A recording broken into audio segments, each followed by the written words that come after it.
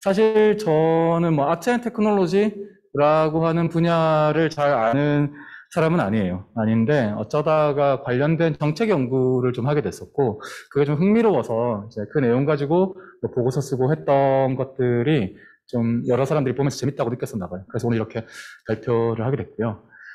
뒤에 이제 평론가님이랑 교수님들께서 또 이렇게 발표를 해 주실 거잖아요. 그래서 원고랑 하셨던 작품 이런 것들 좀 미리 리서치를 해봤는데, 되게 미학적인 의미라든지, 뭐 지금의 어떤 인공자연이라고 하는 지금 시대의 어떤 감각, 인지, 이런 것들에 대해서 아마 충분하게 얘기를 해 주실 거라고 생각해요. 그렇기 때문에 저는 조금 예술 현장에서 과연 예술과 기술은 잘 만나고 있나? 만나는 데 있어서 어떤 일들이 실제로 벌어지고 있지? 예를 들면 제가 오늘 말씀드릴 내용은 물론 제가 쓴 연구 보고서는 그 공공기관 홈페이지에 공개돼 있긴 한데요. 뭐 그렇다고 학술 논문이 아니라서 누가 찾아보진 않을 거예요. 그리고 어디 기사를 찾아본다고 해서 잘 들을 수는 없는 이야기일 겁니다. 학술적인 내용은 아니지만 현실적인 이야기일 거라고 생각을 해주시면 될 것 같아요. 일단 아트 앤 테크놀로지라는 말부터 좀 생각을 해봐야 될 것 같아요. 저는 이제 2010년 정도부터, 그 이전엔 좀 다른 일을 하다가 2010년 정도부터 공연예술 분야 쪽에서 일을 했습니다. 근데 그때까지는 뭐 아트 앤 테크놀로지란 말은 한 번도 들어본 적이 없었어요. 없었고, 공식적으로 문화예술 분야 안에서 이제 정부 정책 문서에서 아트 앤 테크놀로지 혹은 아트 앤 테크 이런 말이 나온 건 2017년 정도부터였었어요. 근데 그 이전에 예술과 기술이 만나는 작업이 아예 없었던 건 아닌데, 이거 왜 이렇게 제 자료가 한 페이지씩 안 넘어가네요. 아, 네. 굉장히 아날로그 저기가 좋네. 네. 좋은 것 같아요. 뒤에 말씀드린 어떤 함이랑도 연결되는.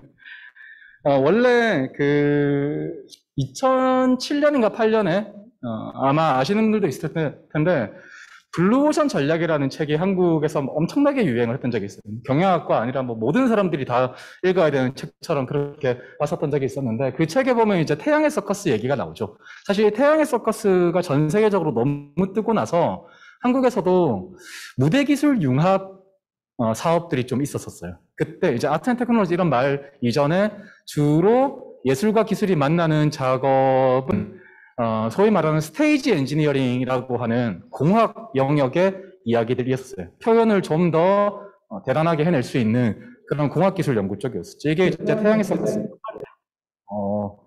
한, 한 3천억 정도? 아마 무대 제작비가 들어갔을 거예요. 250억 불인가? 네, 뭐, 2억 5천만 불인가? 뭐 이렇게 들어갔었는데, 이제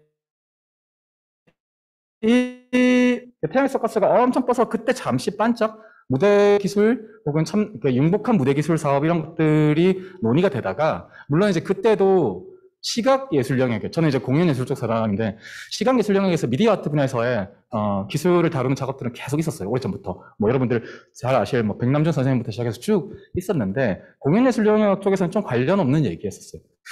그랬다가 이제 익숙하지가 않네요.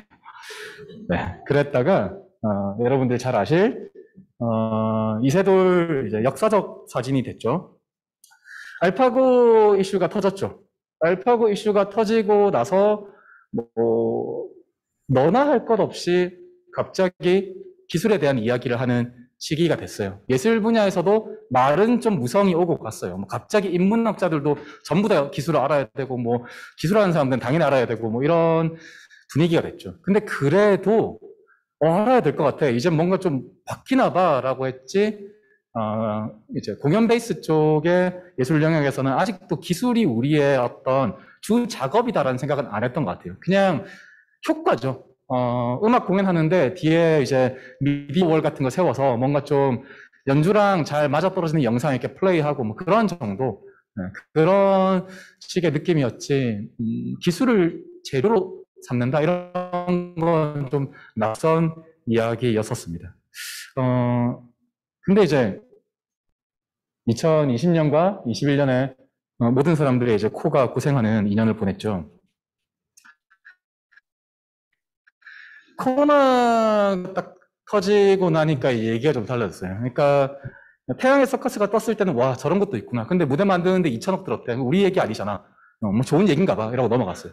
알파고가 터지고 나서는 이제는 좀 기술도 알아야 되나 봐. 근데 너무 어렵잖아. 인공지능 코딩할 것도 아닌데. 그 이제 코로나 공연사 함께 영상 만들어야 되나? 근데 갑자기 메타버스 얘기가 나왔어요. 그 다음에 누군가는 뭐 유니티로 뭘 한대요. 그 다음에 언리얼 가지고 뭘 만드는데요. 근데 이제 아주 솔직하게는 예술적으로는 되게 조악한 것 같은데 첨단 기술 쓰니까 정부에서 뭐 몇 억씩 줬대. 이러니까 공연예술 분야 전체의 동네 분위기가 이렇게 들썩들썩한 거예요. 이거 안 하면 망하는 건가? 이런 시기들을 지나면서 정부 정책적으로 아트 앤 테크놀로지에 힘을 싣고 이러니까 갑자기 이게 예술 분야의 주요한 화두가 되어버린 그런 상황이라고 저는 생각합니다. 그런 시기쯤에 이제 예술가들에게 기술과의 협업을 열심히 좀 재밌게 해보셨으면 좋겠어요라고 하면서 정부에서 이런저런 사업들을 많이 만들었단 말이에요. 그러면 예술가들은 기술자들이랑 아름답고 행복하게 만나서 작업을 했을까? 네, 별로 그렇지 않죠. 이제 기술자들은 예술가들을 정말 작품 끝나기 직전까지 계속 바꾸는 도대체 납득할 수 없는. 왜냐하면 엔지니어들은 처음에 스펙시트에 정확하게 짜여진 대로 사전 기획한 거를 구현하는 거지. 계속해서 탐색하는 사람들은 아니거든요. 예술가는 계속해서 탐색하는 사람들이죠. 물론 예술도 결국엔 어떤 형태를 갖추기 때문에 마지막에는 그런 것들을 조합하고 구조화해서 보여지는 방식을 최종적으로 구현하죠. 그럼에도 불구하고 하도 자주 바꾸니까 이제 너무 갈등이 많은 거예요. 단순히 뭐 작업할 때 누구는 바꾸고 누구는 뭐 그거 이렇게 들어줘야 되고 이것 때문이 아니라 사용하는 언어도 다르고 사고 방식도 다르고 커뮤니티도 다르고 이런 일들 때문에 정부에서 돈을 줘도 그냥 하고 불행한 작업이 되는 정서적으로 불행한 작업이 되는 그런 일들이 너무 많은 거예요. 그래서 예술기술 관련된 개선 방향을 좀 잡아봐 줬으면 좋겠다라고 해서 이제 연구 과제를 받게 됐었습니다. 그래서 뭐 연구 과제 배경은 뭐 포스트 코로나 어쩌고저쩌고 이런 이제 행정 문제주로 등장할 만한 얘기였고 저한테 이제 5가지를 연구해 달라고 과제를 줬었어요. 첫 번째가 기술 변화에 따라서 삶이 어떻게 변할 것 같냐. 두 번째가 기술 변화에 따라서 예술은 어떻게 변할 것 같냐. 그다음 밑에 3개가 그래서 예술 지원 정책은 어떻게 바뀌어야 될 것 같냐. 제가 그 과제를 보고 일단 첫 번째랑 두 번째는 못하겠습니다라고 했어요. 왜냐하면 미래학자도 아닌데 기술 때문에 삶이 어떻게 바뀔지는 솔직히 잘 모르겠습니다. 모르겠고 더 중요한 거는 기술에 대한 이야기를 할 때 대부분 다 미래를 이야기한단 말이에요. 근데 어떤 과거가 있었기 때문에 지금 우리가 이렇게 기술을 쓰고 있지라고 하는 얘기는 거의 하는 적이 없는 것 같아요. 그래서 뭐 이게 뭐 약간 황당할 수도 있는 건데 이제 이거는 제가 이 연구를 한번 해보겠습니다라고 프로포저를 내는 즉 제가 이제 저한테 주시면 잘해보겠습니다라고 하는 그런 자리에 가서 이제 과제 설계를 잘못한 것 같고 이렇게 하면 연구가 안 될 것 같으니까 제가 새롭게 제안을 할게요라고 개발하지게 얘기를 했는데 뭐 어쨌든 좋게 봐주셨어요. 그래서 뭐 이런 관심을 가졌던 거예요. 아니, 뭐, 기술 때문에 사람의 미래가 뭐, 20년 뒤에, 30년 뒤에 어떻게 바뀔지까지는 사실 잘 모르겠고, 대부분 다 그렇게 말하는 사람들이 예측도 잘 안 맞고, 그보다는 아주 심플하게, 기술이랑 융복합하고 싶은 예술가들은 기술자를 어디서 만날까요? 어떻게 구할까요? 전화번호는 공개되어 있나요? 혹은 뭐, 홈페이지 같은 거 찾아보고, 뭐, 이메일로 연락하나요? 그리고 같이 만나면 작업은 실제로 어떻게 진행되죠? 예술가는 기술을 다루는 법을 배우나요? 아니면 뭐, 오더를 주면 기술자가 구현해 주나요? 이런 현장, 진짜 필드에서 작업이 일어나는 거에 대한 이야기는 거의 찾아볼 수가 없어요. 자료도 없어요. 그러다 보니까 지원 정책, 정부 정책이라고 하는 게 뭔가 민간의 어떤 활동의 마중물이 되려면 그 활동이 실제로 일어나고 있는 현상에 대해서 파악할 수 있어야 되는데 그걸 좀 해봐야겠다 싶어서 뭐 아트앤테크 생태계라고 사실 생태계는 저는 아직 없다고 생각하는데 그냥 그렇게 불렀어요. 설명하기 좋으라고 일종의 아트앤테크 생태계 연구를 해보겠습니다. 일종의 예술기술 융복합 작업에 대한 문화인류학적 참여 관찰 같은 걸 해보겠다라는 거랑 이제 비슷한 작업을 이제 진행했었습니다. 그러니까 문체부에서는 저한테 요걸 연구해달라고 한 거예요. 지원 사업에 대해서 연구를 좀 해주세요. 라고 했는데 저는 이제 반문을 한 거죠. 아니 여기 이런 작업에 예술가도 있고요, 기술자도 있고요, 그리고 몇 명 없지만 정책가도 있고, 거의 없는 것 같지만, 예술기술 융복합 PD라고 할 수 있는 사람들도 있고, 뭐 연구자, 뭐 보는 사람들, 그 작품, 다 작품만 만들려고 하는데 그 작품이 구현되는 공간, 그리고 지금까지 만들어진 작품들이 무엇이었는지를 아카이브해 놓은 정보 플랫폼, 뭐, 그 다음에 이런 사람들을 길러내는 아카데미, 그리고 정부의 지원 사업, 그 외에 다양한 축제나 포럼들, 이 전부 다 같이 작동해서 하나의 생태계를 만들어내는 건데, 요것만 딸랑 연구한다고 그게 돌아가진 않을 것 같다라고 해서 이제 생태계의 모양이 궁금하니 그 모양을 한번 검색을 해본 겁니다. 과거에 무슨 일이 있었지? 라는 거를 이제 사람들을 별다른 방법이 없었어요. 그러니까 어떻게 연구를 했냐면 선행 연구가 없었어요. 한국에서의 아트앤테크 생태계가 어떻게 변해왔는지에 대한 선행 연구 자료가 예를 들면 미디어 아트 역사와 관련 책은 한두 권 있어요. 근데 그냥 예술기술 융합 작업의 전체적인 그림들을 다루는 그런 이야기는 거의 찾아볼 수가 없었고 선행 연구가 없어서 좀 고생을 많이 했어요. 그래서 파라다이스 인천공항 가는 길에 보면 파라다이스 시티라고 있죠. 복합 리조트. 거기에 파라다이스 아트랩이라고 해서 미디어 아트 혹은 예술기술 융합 프로젝트를 1년에 한 번씩 크게 페스티벌로 이렇게 쇼잉을 하거든요. 그 기획자를 그냥 찾아갔어요. 찾아가서 이거 작업하는 사람들 좀 리스트를 불러주세요. 라고 해서 또 그 작업자들한테 연락을 했어요. 선생님 작업이 궁금하니까 인터뷰를 좀 하고 싶습니다. 그래서 어디서 작업 시작하셨어요? 어떤 기관들이랑 같이 협력하셨어요? 어떤 사람들을 만나셨어요? 이런 것들을 하나하나 이제 묻고 다녔었어요. 아주 옛날 얘기는 책들을 찾아볼 수 있을 것 같고, 한 2000년대 이후부터 좀 보면, 예를 들면 이런 식의 그림들이 좀 있었어요. 민간에 이런저런 그 소모임 같은 것들이 있고요. 그 다음에 약간의 페스티벌, 그리고 공간들이 있었어요. 예를 들면 2010년 즈음에서는, 그러니까 시각예술 베이스의 미디어 아트 쪽은 훨씬 더 역사가 사실 길긴 합니다. 근데 공연예술 쪽이나 사운드 아트 이런 쪽은 한 2010년 즈음에서 홍대 일대에서 스터디 모임들이 좀 많이 생겼었어요. 그래서 테스틱 그룹 이런 거 아마 들어보신 분 있으실 텐데 그런 그룹들이 이때 즈음에서 막 왕성하게 활동을 하기 시작했거든요. 그래서 그런 스터디 그룹들이 만들어지고 때마침 구글 코리아에서 그런 스터디 그룹한테 약간의 지원을 해줬어요. 어떤 지원이냐면 스터디 할 수 있는 룸을 빌려주고 점심밥을 사주고 이런 거였어요. 그것만으로도 좋다 이러면서 이제 막 같이 스터디하면서 오실로스코프로 파형 같은 거 깎아가면서 사운드 만들고 이런 작업들을 같이 하는 일들이 쭉 했어요. 근데 그런 거 하는 사람들이 몇 명 없다 보니까 그 사람들이 그 분야에 다 선구자가 되고 지금은 이제 멀티미디어학과 교수님들이 되어 있거나 혹은 아예 아카데미를 민간에서 만들거나 그러고 있죠. 여기를 거쳐갔던 사람들이 아예 우리끼리 만든 작품들 페스티벌로 해보자 라고 해서 위사 페스티벌 이런 것들을 열기도 하고요.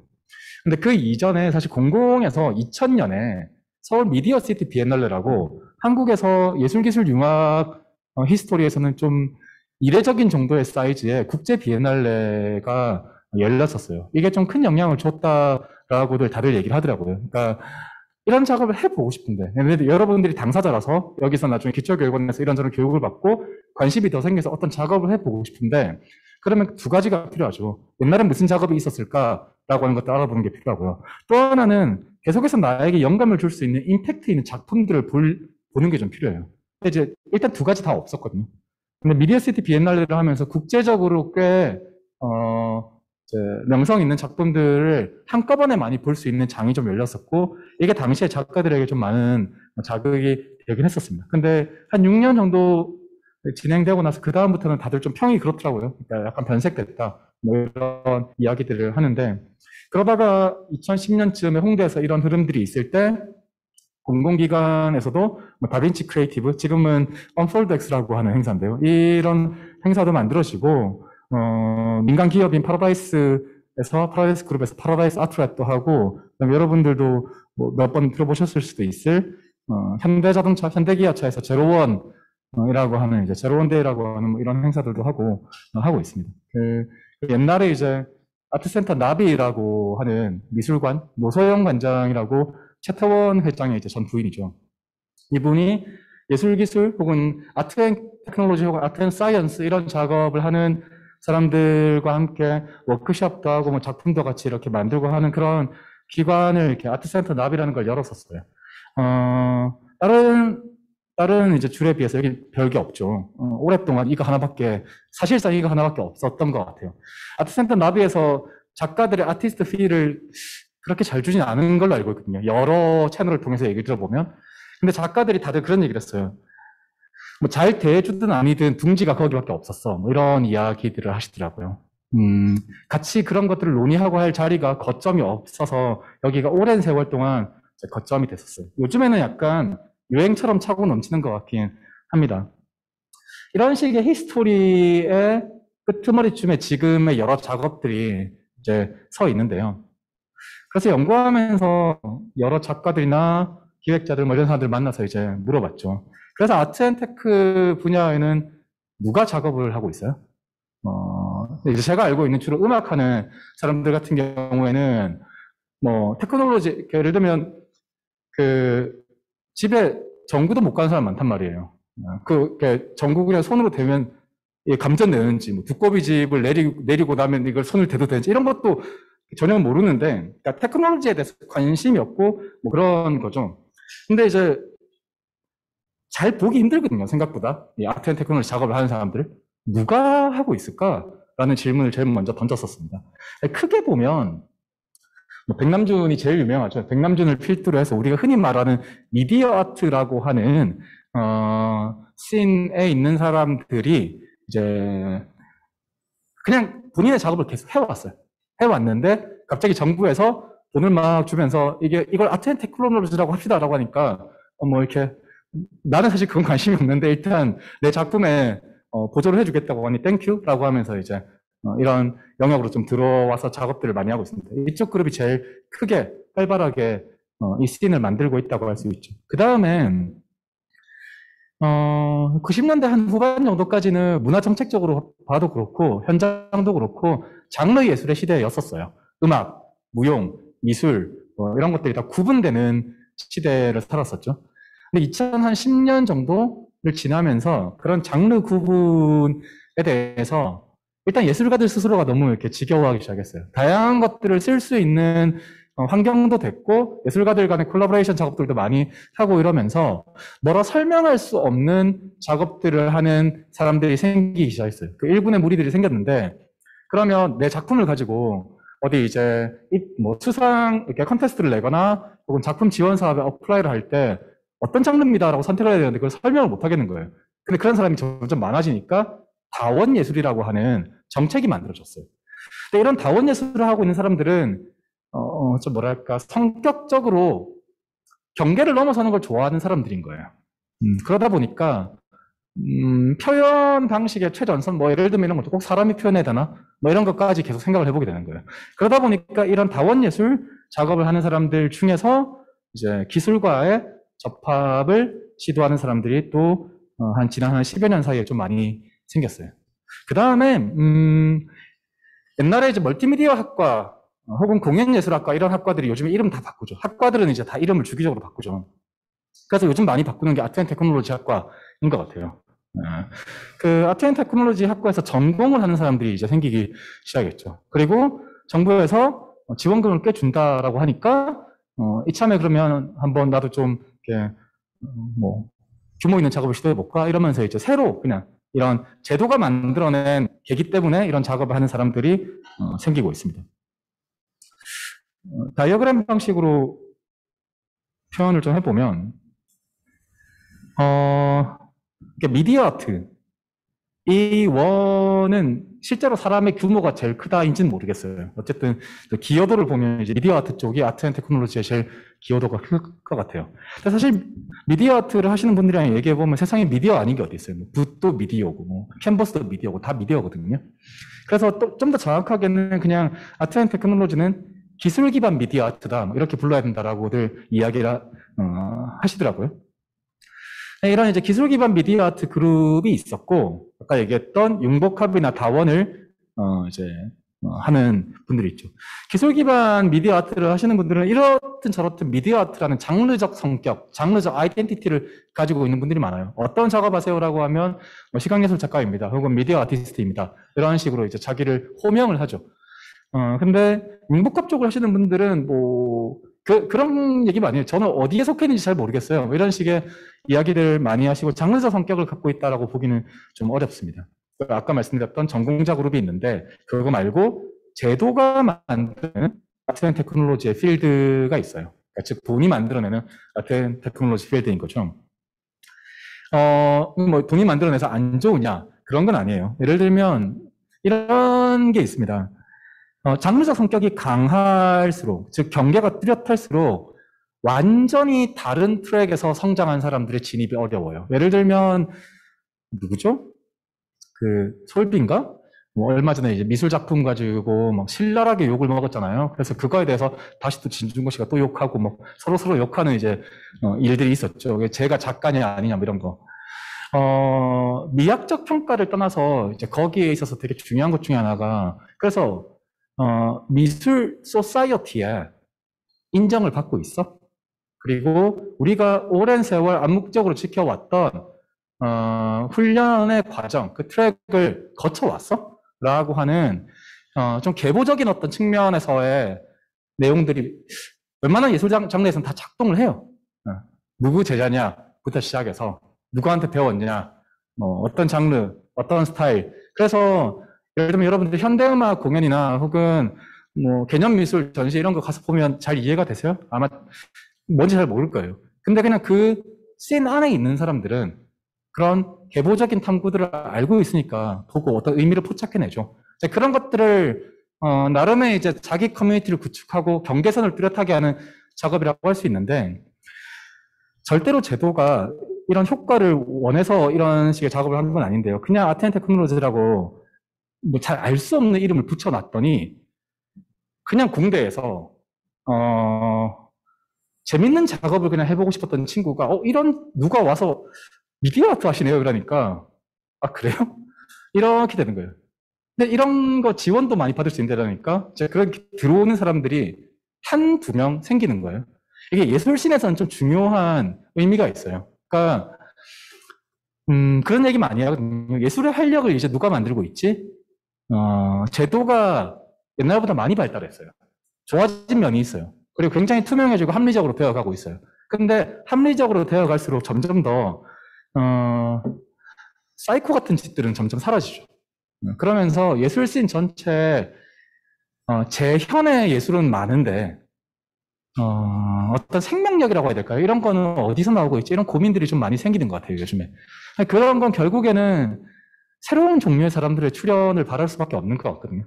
근데 제도가 의도치 않게 그런 걸 조금 만드는 것 같아요.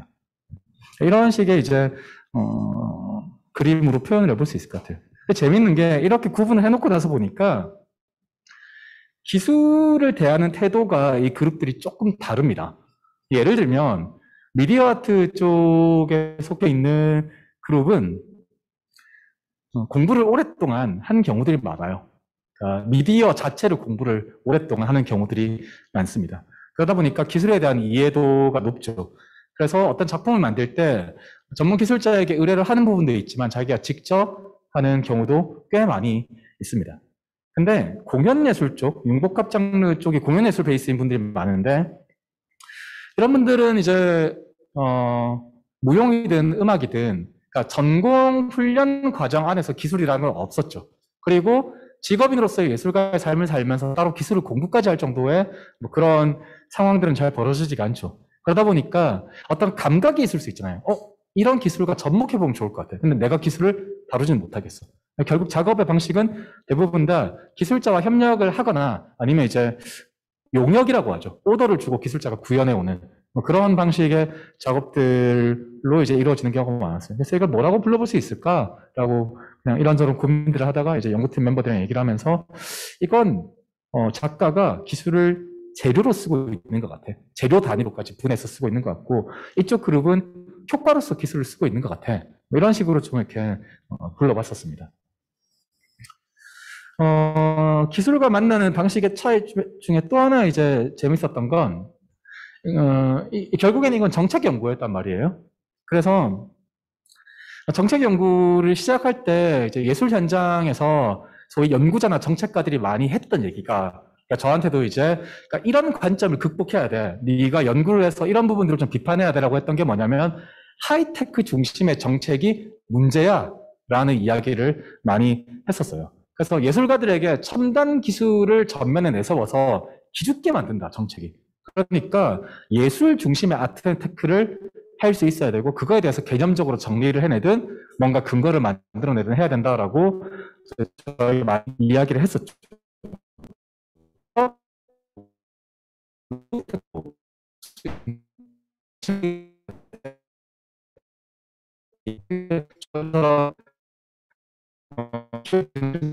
라고 했는데 자연스럽게 이제 의문이 생기죠. 로우테크? 예를 들면 공연장에서 연주할 때 마이크 쓰잖아요. 지금 마이크 쓰고 있죠. 이 정도는 로우테크죠, 이제. 그럼 이것도 아트 앤 테크인가? 프로젝터로 영상 띄우면 이것도 아트 앤 테크인가? 연주할 때 이제 배경 영상 띄우면 조명을 쓰면 이것도 아트 앤 테크인가? 경계가 없잖아요, 사실. 되게 맞는 말인데 현실에서는 어떤 문제가 생기냐면요. 현실은 언제나 투명하고 위계가 없고 평등하고 이런 곳이 아니잖아요. 그러면 한정된 리소스, 자원을 가지고 사람들이 각축을 벌이고 자기를 증명해내고 이런 작업들이 무수히 일어나고 있단 말이에요. 직업 현장에서는. 근데 그냥 담론적으로 하이테크 말고 로우테크도 수용해야지라고 해버리면 예술 지원 체계 안에서 이미 거의 모든 예술 작품들이 로우테크는 하고 있는데 지원 체계와 트랙이 꼬이는 거죠. 그래서 옳은 말씀인데 참 수용하기 힘든. 그럼 뭐 이거 어떻게 이걸 재개념화해야 될까라는 이제 고민을 하게 되는 일들이 있었습니다. 실제로 작가들을 만나서 이제 얘기를 하다가 제가 좀 느꼈던 건 이런 거였어요. 하이테크, 로우테크에 대해서 작업을 하고 있는 많은 작가들은 제가 만나보기 전에 예상했던 것보다 관심이 없었어요. 이런 구분에 대해서. 저는 이제 만나면 당연히 섬토를 할 줄 알았어요. 뭐 첨단 기술만 가지고 뭐 정부가 등 떠미는 것 같다. 이런 얘기 할 줄 알았는데 별로 관심이 없어요. 그런 문제.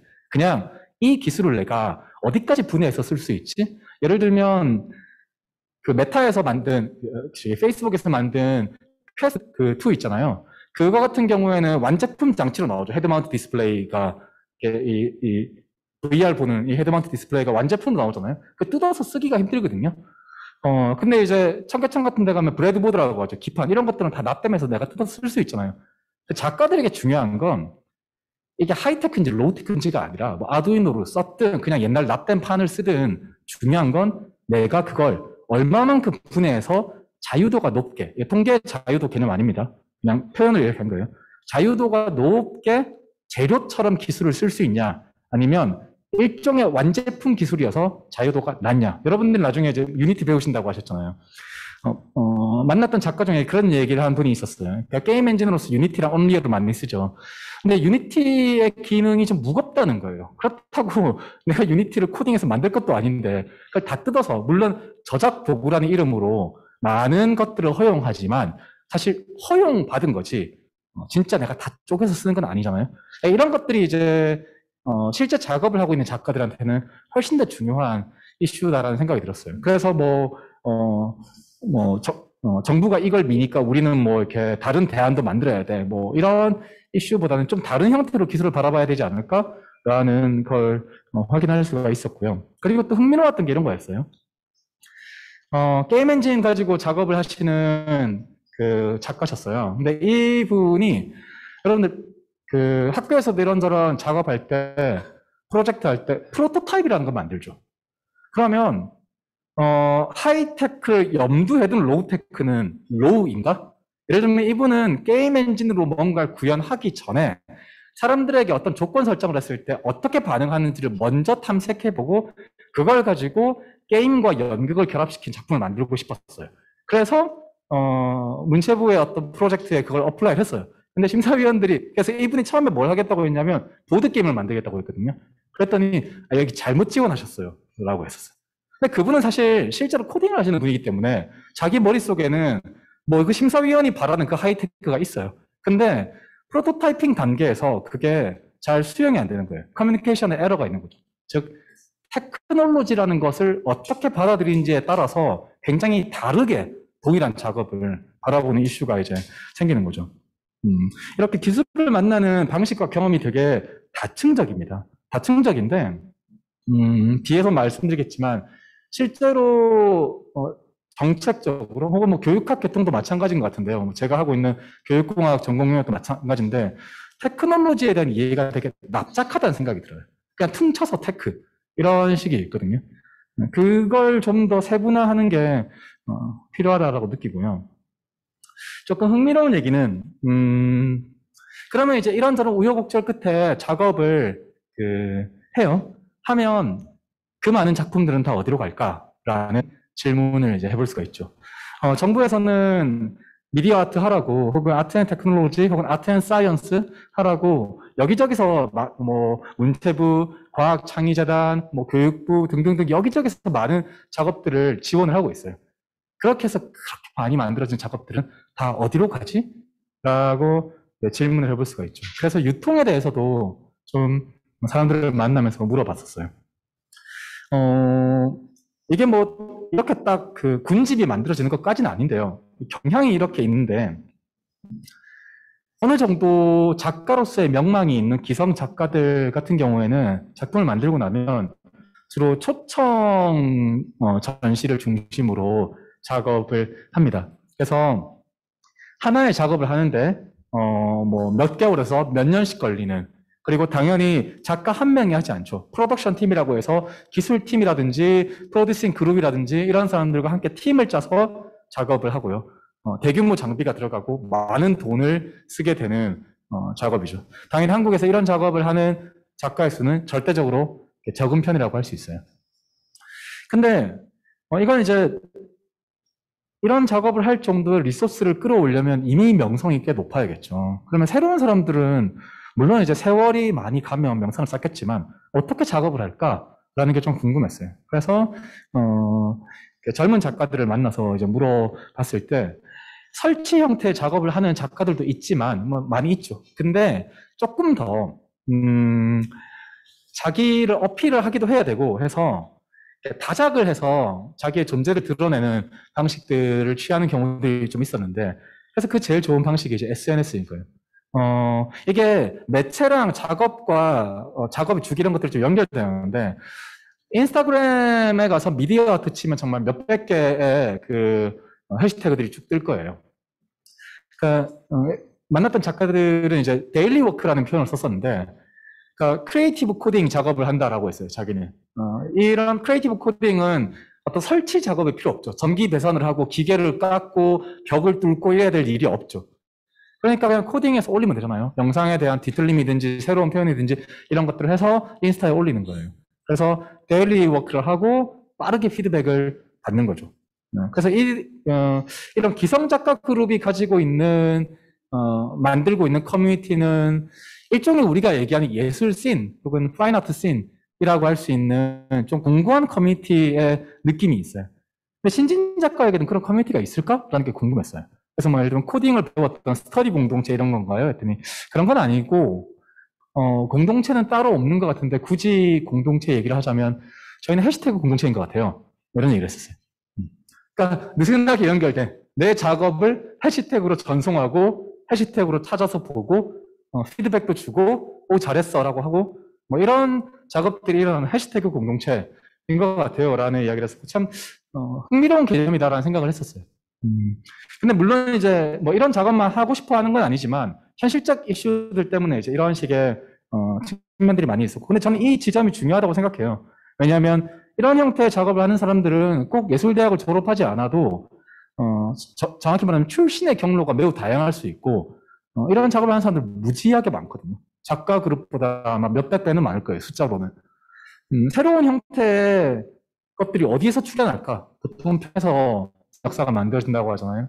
그렇게 놓고 보면 저는 이쪽 그룹을 잘 주목해 볼 필요가 있지 않을까라는 생각을 하고요.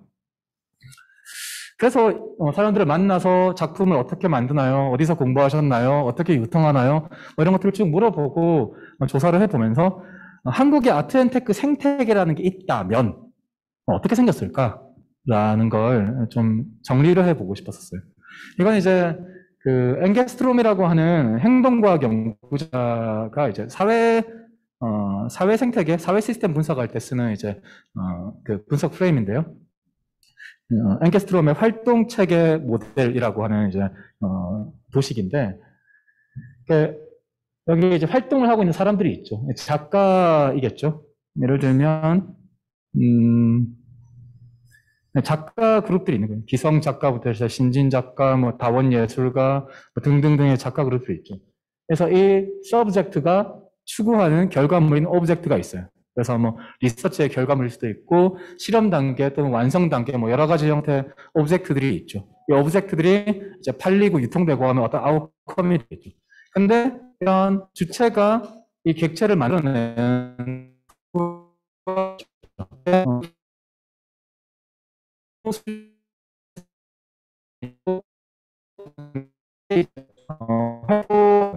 근데 한 사람만 있지는 않을 거 아니에요.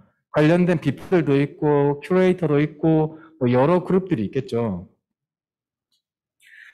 이런 커뮤니티와 개인은 규칙이나 관습으로 만나죠. 우리가 어떤 커뮤니티의 문화라고 하잖아요. 그래서 개인과 커뮤니티가 어떤 문화를 통해서 이제 만나게 되는데 사실 한국에서 아트 앤 테크놀로지 영역은 제가 뭐 작년에 이제 한 40명 정도를 만났었어요. 뭐 몇천 명의 작가들과 관련된 사람들이 있을 텐데 저는 한 줌의 모습밖에 보지 않았죠. 그럼에도 불구하고 40명 만난 연구 보고서도 별로 없는 것 같아요. 그래서 제가 느꼈던 건 뭐냐면 여기에 커뮤니티가 있고 컬처가 있을까라고 했을 때 아직 그건 형성되지 않았다는 느낌이었어요. 그래서 그렇게 민간에서 필드에서 컬처가 성숙하거나 형태를 갖추어 나가지 못한 상태에서 정부가 만드는 제도의 가이드라인이 이 컬처가 되고 있구나라는 생각이 좀 들었었어요. 그래서 뭐 예를 들면 예산 규정이라든지 여러 규제적 형태의 컬처만 현재는 좀 존재하고 있는 것 같다는 생각이 들어요. 물론 이제 작업을 하는 사람들 안에서 통용되는 감성은 있죠. 뭐 서브컬처 씬이라든지 이런저런 작업을 하는 사람들 사이에 감성은 있지만 좀 커뮤니티로서의 어떤 구조를 갖고 있다는 생각은 들지는 않았었어요. 전체적으로 이제 이렇게 볼 수가 있는데 그리고 커뮤니티가 이런 오브젝트를 만들어내기 위해서 가지고 있는 분업의 시스템들이 있겠죠. 이런 것들이 이제 전체적으로 생태계를 분석하는 모델인데 그래서 이걸 이렇게 얘기를 해볼 수가 있거든요. 위에 주체가 어떤 도구를 통해서 객체를 만들어내는 이걸 생산 체계라고 볼 수가 있죠.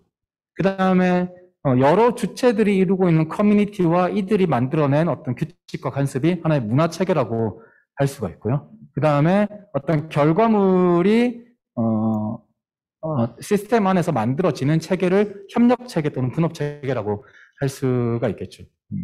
그렇게 놓고 보면 한국에서의 아트 앤 테크놀로지 필드는 사실상 생산 체계만 좀 과도하게 있는 것 같아요. 그리고 실제로 정부 정책도 여기만 밀어주고 있어요.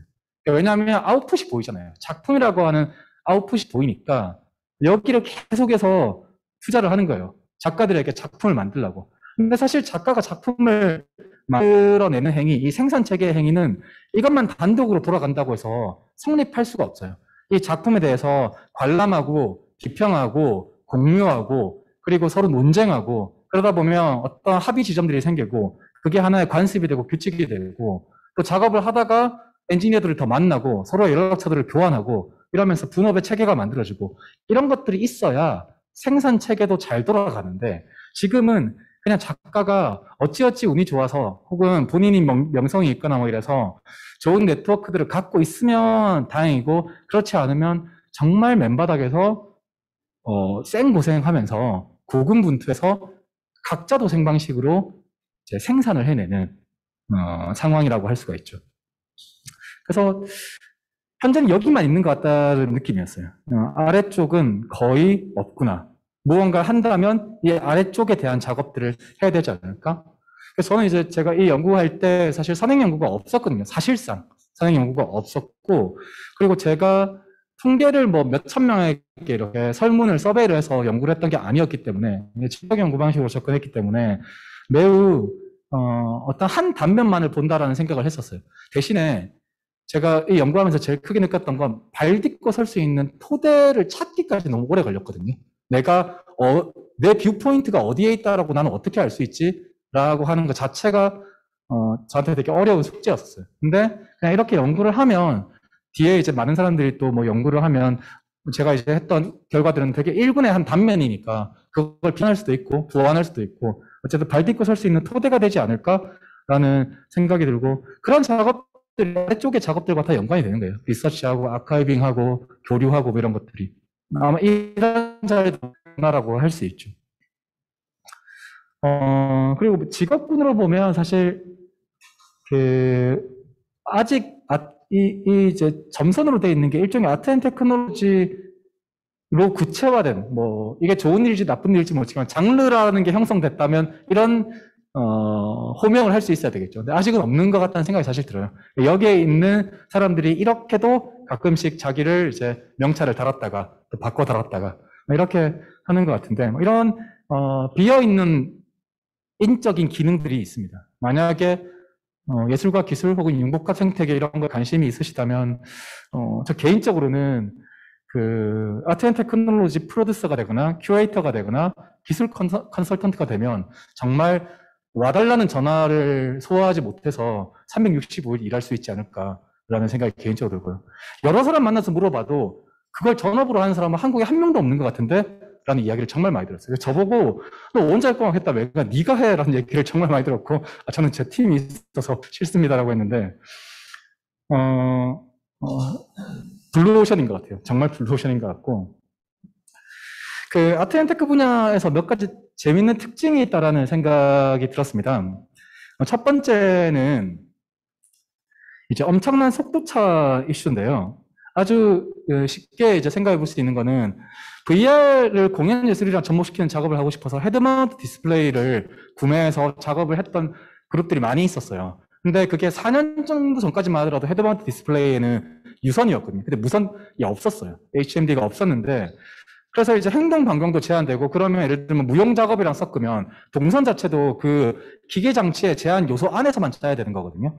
그런 것들을 제가 막 고려하면서 작품을 한 2, 3년 디벨롭 했어요. 근데 갑자기 페이스북에서 무선 저렴한 40만 원대 퀘스트 2를 냈어요. 다 바뀌어야 되는 거예요. 그리고 그 사이에 게임 엔진도 뭐가 많이 바뀌었어요. 예전에 안 되던 작업들이 갑자기 돼요. 그러니까 이게 이제 어떤 걸 얘기를 해주냐면 개별 작가가 기술의 변화 속도를 학습하거나 따라잡아서 구현하는 거는 그렇게 유선 헤드마운트 디스플레이를 가지고 제한된 조건 안에서의 동선과 작업들을 짜서 결과물을 냈는데 무선이 나와버렸어요. 그러면 내 작품을 그냥 무시하고 릴리즈하면 어떤 일이 벌어질까요? 그냥 구식이 돼버리는 거죠. 되게 제한이 많네요, 작품에. 이렇게 되는 거죠. 그러니까 좋든 싫든 약간 첨단을 쓰게 되는 면이 좀 있거든요. 근데 그걸 과연 작가가 더 떠안아야 되나? 다르게 얘기하면 아트 앤 테크놀로지 생태계 혹은 제도적으로 어떤 지원을 하는 영역들을 첨단 기술의 첨단성을 중심으로 생태계를 조성하는 거는 실제로 팔로우할 수 있는 사람 자체가 별로 없는 이슈가 될 수가 있는 거예요. 그래서 이 속도차 문제를 어떻게 다룰 것인가라고 하는 게 이 분야에서 좀 많이 연구되어야 되는 지점일 거라고 생각하고요. 그리고 또 하나는 이게 굉장히 시장성이 낮거든요. 예술은 시장성이 높은 분야가 거의 없는데 장르를 불문하고 근데 유독 낮은 것 같아요. 예를 들면 이런 거예요. 이제 여러 그 아트페어, 아트페어 사진인데 회화를 이제 어떤 시각예술 작가분은 그런 얘기를 하더라고요. 회화는 일종의 골드바죠. 그래서 아트 앤 테크가 첨단인 것 같아서 세련될 것 같지만 실제 작가에게 돈이 되는 건 회화죠. 그래서 왜요? 라고 했더니 너무 당연한 이유인데요. 만약에 제가 컬렉터예요. 그러면 여기 오른쪽에 피아노 치는 이 기계를 사서 가잖아요. 일단 제 거실에 어떻게 놔둘 수 있을까요? 엄청 일단 공간이 커야 될 텐데 그것도 문제인데 피아노만 해도 여러분들 아실 거예요. 여기 만약에 여기 피아노가 있으면 이 피아노 옆 건물로 옮기거나 위층으로 옮기면 조율 전부 다 새로 해야 되거든요. 하물며 올드 인스트루먼트인 피아노도 그런데 이런 첨단 테크놀로지 옮겨서 다시 하는 건 작품을 새로 만드는 수준의 일이에요. 그리고 그렇게 셋업을 했을 때 잘 돌아갈지도 몰라요. 그리고 전기적인 디바이스들이 많이 들어가면 시간이 지나면 다이오드 같은 것들이 노후화되죠. 작동을 또 안 해요. 그러니까 너무 불편한 일인 거예요. 근데 회화는 어떻죠? 걸 수 있는 벽만 딱 있으면 사서 딱 떼서 가서 벽에 걸어 놓을 수 있죠. 그리고 유통하기도 쉬워요. 뭐냐면 제가 이런 작품 사서 어쨌든 예술을 후원한다는 마음으로 사서 집에 거실에 놔뒀다가 다시 팔려고 하면 저 정도 마음을 가지고 있는 사람을 만나야 팔 수 있는데 회화는 쉽게 팔 수가 있거든요. 즉 현실 예술에서는 첨단이 돈이 되는 게 아니라 유통이 쉬운 환금성이 높은 작품들이 ROI가 리턴 오브 인베스트먼트가 좋은 거죠. 그러다 보니까 이런 그 환금성이 낮은 작업에 상당히 기존 예술의 표현 기법의 한계를 크게 느끼고 그걸 극복해보고 싶은 강한 동기가 있지 않으면 사실 대단한 리스크를 끌어안고 참여하기는 좀 어려운 것 같다는 생각을 해요. 또 하나는 작동하는 오픈소스인데요. 요즘은 아테네 테크놀로지가 됐든 아테네 에듀케이션, 테크 앤 에듀케이션이 됐든 이러한 분야에서 저는 프로그래밍을 할 줄 몰라서 이러면 이제 뭐 그런 얘기하죠. 요즘에 다 유튜브 보면 다 있는데 구글신 검색하면 전부 다 나오는데 라는 얘기하죠. 실제로 여러분들 오픈소스라는 거가 무엇이라고 생각할지 아마 사람마다 다 다를 텐데 저는 오픈소스는 컬처라고 생각하거든요. 소스만 코드만 공개돼 있다고 그걸 쓸 수 있는 사람 거의 없어요. 그리고 아주 은근히 커뮤니티 안에서는 데이터 자체는 공개하지만 데이터를 사용하는 데 있어서의 많은 변수들과 어떤 노하우들은 우리끼리의 얘기인 거죠. 그게 우리 커뮤니티의 나름 프라이드이기도 하고 토대이기도 한 거예요. 사실 오픈소스는 정보만 공개되어 있다고 실제로 작동하지는 않아요. 근데도 마치 공개되어 있는 데이터 안에서 내가 작업을 못 해내면 내가 무능한 것 같죠. 예술가들이 느끼는 좀 불편함 한 측면이기도 한데요. 그럼 실제로 오픈소스를 작동하게 만들려면 이건 되게 중요한 이슈인데요. 오픈소스가 작동하지 않으면 개토화되죠. 예술 생태계가 개토화돼요. 실제로 여기에 생명력을 만들어내려고 해도 작동하는 오픈소스를 만들어야 되는데 그건 굉장히 문화적 요소의 작동 기제를 분석할 수 있어야 되는 건 거죠. 이런 부분들이 아테네 테크의 몇 가지 특징이었던 것 같아요. 그 다음에 시간이 많지가 않아서 이거 기술을 너무 납작하게 바라본다고 그 얘기이고요. 또 하나 이거는 좀 얘기를 하고 싶은데 참 갈 길이 멀고 먼데 그 중에 하나가 예술기술 융합 작업은 팀으로 많이 하거든요. 그리고 그 팀들의 성별 조사를 해본 적이 있는데 어쨌든 다른 형태의 작업들에 비해서 젠더 균형이 높은 편이에요. 근데 이제 한 발 더 들어가서 봤죠. 그러면 어떻게 디바이드 보면 실제로 대개의 경우 디자인적인 요소를 여성 작업자들이 많이 하고 기술적인 요소를 남성 작업자들이 하는 경우들이 꽤 많이 있었어요. 여전히 젠더 디바이드된 어떤 모습들이 많이 드러나죠. 근데 이제 이게 어떤 식의 현상들과 연결시킬 수 있냐면 미디어 아트를 전공한 여성 작가분이 있어요. 근데 내가 하려고 하는 작업의 재료를 구할 수가 없어요. 뭐 아마존이든 알리든 어디도 관련된 재료가 없어요. 결국에는 청계천이나 뭐 종로에 가서 세움상가 이런 데 근처에 가서 그냥 기계 공구상 가서 깎아달라고 만약에 요청을 해야 된다고 쳐봅시다. 그러면 젊은 여성 작가분이 그런 공구상에 가잖아요. 기계 공구상에. 그러면 제일 먼저 사장님이 미대생이야? 이렇게 물어봐요. 그리고 남자 공대생이 왔을 때보다 가격을 2배에서 3배쯤 받아요. 일단 모르니까 후려친다? 그런 건 아니에요. 계속 수정할 거니까 내 작업 나중에 더 들어가는 거 생각해서 미리부터 더 받는다는데 물론 그걸 그렇게 얘기하진 않죠. 그렇게 말하고 돈 받진 않거든요. 그러니까 조금만 알면 훨씬 수월하게 할 수 있는 작업을 약간 욕을 먹는 것 같은 분위기 속에서 돈도 더 써가면서 하는 일들이 굉장히 많아요. 젠더적인 측면 때문에. 그래서 이제 여성을 위한 열린 기술 랩이라고 세운상가에 있는 어떤 연구 모임이자 창작 모임인데요. 여기에서는 말 그대로 여성 미디어 아티스트에게 대단한 첨단 기술 말고 진짜 기본적인 기술, 옆에 그냥 전기상가 가서 기계상가 가서 오더할 때 조금만 알고 있어도 뒤통수 안 맞을 수 있는 그런 문제들을 어떻게 해결할까, 그런 것들을 아카이빙하고 같이 워크숍하고 이런 작업들을 해요. 어쨌든 젠더 바이어스 때문에 생기는 어떤 활동성의 저하가 있는 거죠. 이건 넘어가도록 할게요. 네, 그래서 제가 원래 50분 발표에 질의응답 받는 시간이 있었는데 일단, 그래서 정리를 하자면, 그렇습니다. 저는 사실 아트앤테크 생태계가 한국에 아직 있다라는 느낌은 안 들어요. 그냥, 제가 이제 연구 보고서에 마지막에 그렇게 썼는데, 지금 현재 한국의 아트앤테크 분야는 개별 작가들이 고립된 섬처럼 작업을 하고 있고, 연결되길 원하고 알고 싶어 하지만, 그걸 예를 들면 어색한 소개팅처럼 사람들을 놓는다고 작업을 하는 건 아니거든요. 그 관계를 맺어줄 수 있는 정보적 재료가 됐든 작업의 재료가 됐든 공간 어떤 거점이 됐든 이런 것들이 많이 조성이 되고 생태계에 저변이 되는 작업들이 많이 필요한데 안타깝게도 지금은 그냥 고립된 섬들의 집합인 것 같다라는 게 이제 연구를 하면서 느꼈었던 바이고요. 그럼에도 불구하고 새로운 종류의 사람이 출연한다라고 하는 건 기존 작업의 경계에 대해 질문하는 거거든요. 그래서 예를 들면 카이스트에서 생화학을 전공한 사람이 갑자기 DNA 분석한 결과에 대한 시각적 표현을 가지고 나는 작가야 라고 얘기하고 나왔을 때 기존의 예술 분야 작가들이 어떻게 느끼겠어요? 되게 불편하고 어떤 사람들은 아주 오픈리스트가 높은 사람들은 수용하겠지만 어떤 사람들은 불편하겠죠. 근데 이제 그런 불편함들이 던지는 효과가 있죠. 그럼 내가 생각하는 예술은 뭐지? 혹은 우리가 익히 예술이라고 불러왔던 그것의 경계는 뭐고 왜 그 경계가 형성되어 있지?